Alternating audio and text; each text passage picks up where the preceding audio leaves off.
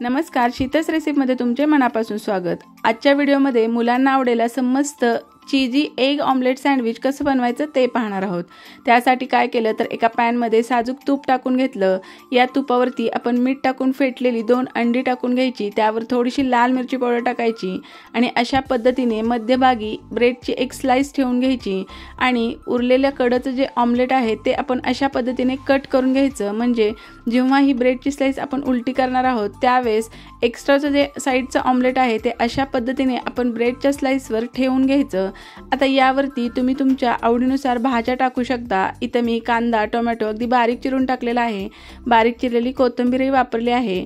तुम्हाला आवडत असेल तर यावरती बारीक चिरलेली शिमला मिरची, गाजरही किसून टाकू शकता, बीटही टाकू शकता। अशा मस्त भाज्या आपण यामध्ये टाकून घ्यायच्या। त्यानंतर यावर थोडासा चाट मसाला, थोडीशी लाल मिरची पावडर आणि अगदी किंचितसं मीठ टाकून घ्यायचं। आता यावरती एक चीज स्लाइस ठेवून घ्यायची। चीजमुळे हे ऑमलेट आहे ते अगदी छान लागतं किंवा हे जे सँडविच आहे ते अगदी मस्त लागतं, त्यामुळे मुलांना तर हे नक्की आवडतं। वरून पुन्हा दुसरी ब्रेडची स्लाइस ठेवायची, त्याला थोडंसं टोमॅटो केचप लावून घेतलं होतं। त्यानंतर वरून साजूक तूप टाकायचं।